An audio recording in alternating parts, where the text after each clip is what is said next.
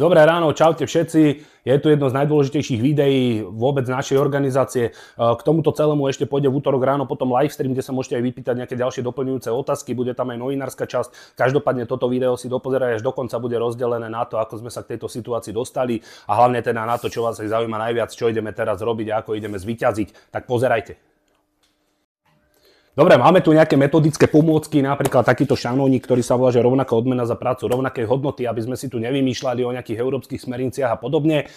Tieto zásady tu máme od roku 2007, táto smernica, ktorá sa transponuje, tak len akoby posilňuje výkon tejto zásady v preklade. Nemenia sa podmienky parkovania, mení sa to, akým spôsobom to parkovanie kontrolujeme. My sme zamestnávateľa približne pred 2 rokmi už upozorňovali na to, že bacha, absolútne rovnakú prácu tu vykonávajú ľudia, ktorí robia zaradení v iných tarifných triedách. My sme boli tak pomerne kontinuálne odbíjani, s týmto zamestnávateľ to vytrvale ignoroval, dokonca sa nám dostalo aj takej frázy, že korejská strana is informed very well about everything.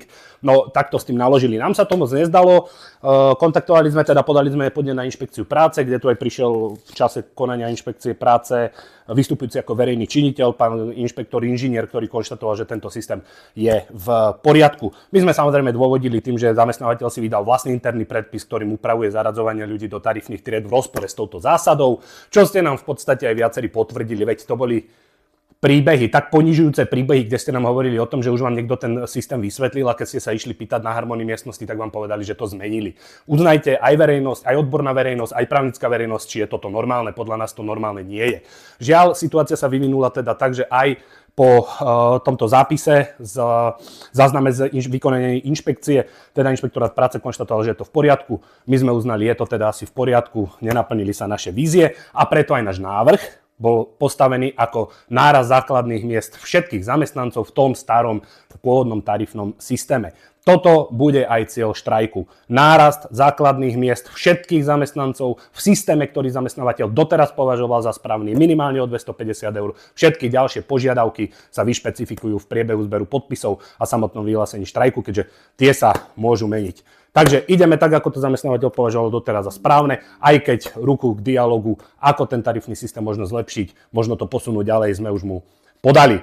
Takisto v tomto tarifnom systéme, ktorý navrhuje zamestnávateľ, našla sprostredkovateľka potenciálne právne rizika. Opakujem, názor si urobte všetci sami, takto sa sociálny dialog nevedie. Dobre, takže cieľ štrajku je, aký je nárast základných miest pre všetkých zamestnancov, vrátane administratívnych zamestnancov. Ak chcete dorovnávať triedy, tak tie peniaze si zháňajte od tých ľudí, ktorí, ako som hovoril, vytrvalo ignorovali doterajší dialog, až nás dostali do tejto situácie.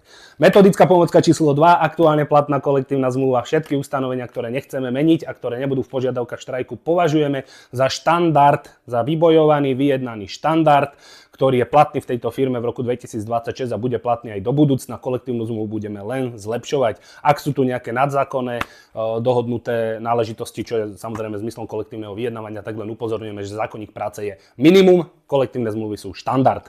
Takže ako ideme ďalej? Metodická pomôcka číslo 3, vydaný tento letačík, aktuálne u vás v obehu, máte ho v maili, preštudujte si ho, sú tam veľmi jednoducho zhutnené niektoré okolnosti súvisiace s vyhlasovaním a realizáciou štrajku, najmä v tomto prípade s vyhlásením štrajku. Čiže táto veľmi pekná aktivitka, toto cvičenie zberu podpisov a hlasov, v tom prípade vášho súhlasu alebo nesúhlasu s ponukou zamestnávateľa, ideme teraz realizovať na ostro.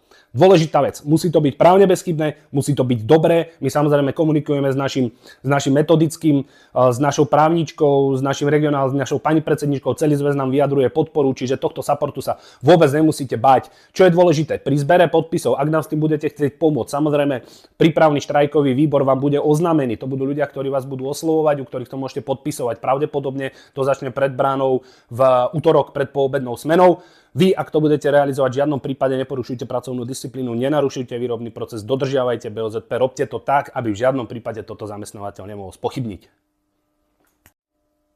My samozrejme musíme aj v strede tohto videa, samozrejme ten apel pôjde aj na konci upozorniť na to, že štrajk samozrejme nie je našim cieľom. V tomto letáku sa samozrejme aj píše, že je to krajný prostriedok. My veríme, že sme ešte nevyčerpali všetky možnosti, ako dosiahnuť uspokojivú dohodu. Ostatne naša konferencia je plná dám a gentlemanov, ktorí sú kedykoľvek prístupní kompromisu. Ale pokračujeme ďalej v procese.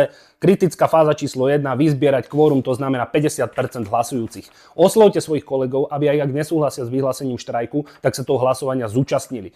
láme sa chlieb, zamestnávateľ samozrejme nie je úplne v luxusnej situácii, on si to uvedomuje, my si to uvedomuje, tlaky sú tu rovnako aj na nás, bude pracovať možno s istou mierou strachu, bude sa medzi vás snažiť zasievať neistotu. Ak máte akékoľvek otázky, máte tu zodpovedanú otázku daňovej, odvodov sociálnych a zdravotných, že ich neplatíte, že si s tým vôbec nemusíte lamať hlavu. Takisto, ak vstúpite do štrajku, nemáte nárok na náhradu mzdy, máte síce ospravedlnenú absenciu, ale náhrada mzdy bude určite jedno z požiadaviek štrajku a dobrá prax hovorí o tom, že za každý deň štrajku sa tieto požiadavky zvyšujú a zvyšujú, aby tí odvážni ľudia z toho niečo ešte potom nakoniec aj mali. Štrajk sa začína oznámením zamestnávateľovi, to oznámime my ako štrajkový výbor, vrátane všetkých tých štrajkových požiadaviek, cieľov štrajku, ktoré dáme mimo tej už oznámenej dohromady.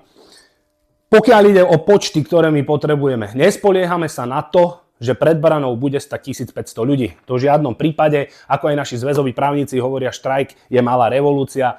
Osobne nepoznám jedinú revolúciu v histórii, ktorú by robila väčšina. Vždy išlo o nejakú skupinu odhodlaných ľudí, ktorí následne strhli masy a priviedli teda spoločnosť k nejakým revolučným zmenám. Čo nám hrá do karát? Just in time. Vynikajúca fáza kapitalizmu, ktorá je efektívna, sekvenuje veci, vykoristuje ľudskú prácu veľmi efektívne, ale bacha, je aj veľmi zraniteľná. Áno, kamión, ktorý nie je vyložený, blokuje miesto druhému kamiónu, ktorý samozrejme nemá byť čím naložený, to znamená, že stoja všetci dodávateľia.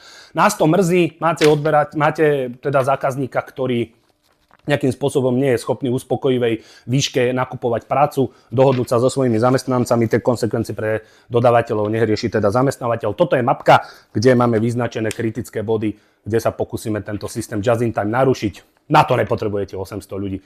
Vyberieme tých najodvážnejších, najhrdinskejších z vás, ktorí nám pomôžu dojednať uspokojivý výsledok aj týmto krajným riešením. Dobre, po kritickej fáze číslo 1 prichádza už tá fáza menej kritická, to je 25% plus jeden zamestnanec minimálne súhlasiaci s vyhlásením štrajku.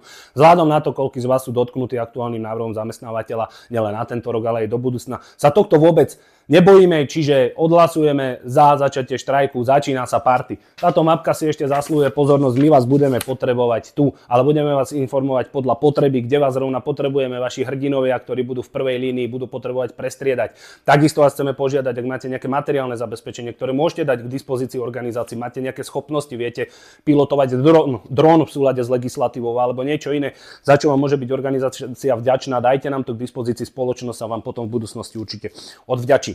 Vy ostatní, ktorých zrovna nepotrebujeme na line, volá sa to picket line niekedy aj v americkom prostredí, tak venujte sa záhradkárskym prácam, v žiadnom prípade nenastupujte do práce. Čo vy ostatní, ktorí z nejakých dôvodov sa nechcú pripojiť ku štrajku, niekto má na to naozaj objektívne dôvody, neočakávame, že tí mláďasi, ktorí boli doteraz pod agentúrami, dostali sa zázrakom do kmeňa a zvyšuje sa im práve základná mzda o 280 eur v dobe určitej, že nás nejakým spôsobom výrazne podporia. Ak budete na pracoviskách, zamestnávateľ vám samozrejme nebude prideľovať prácu, pretože tie linky budú stať. Máte nárok na náhradu mzdy vo výške 100%, však ten príbeh s koncom platnosti kolektívnej zmluvy poznáte, ideme podľa zákona. Je to 100%, to pravdepodobne platí aj pre všetkých dodávateľov. Dávajte na to, kolegovia odborári, u vás dodávateľov pozor, aby sa takéto náhradné mzdy povyplácali. Priatelia, my sme presvedčení, že konáme správne a že spoločne dosiahneme výsledky. Ubezpečujeme vás o tom, ja ako predseda výboru základnej organizácie, celý vyjednávací tým, výbor, že akýkoľvek návrh zo strany zamestnávateľa, čokoľvek, k čomu sa dostaneme aj v tejto vypätej situácii za vyjednávacím stolom, prejde riadnym schvaľovaním delegátov konferencie a čo možno najbližšie rozhodovaním aj vami samotnými.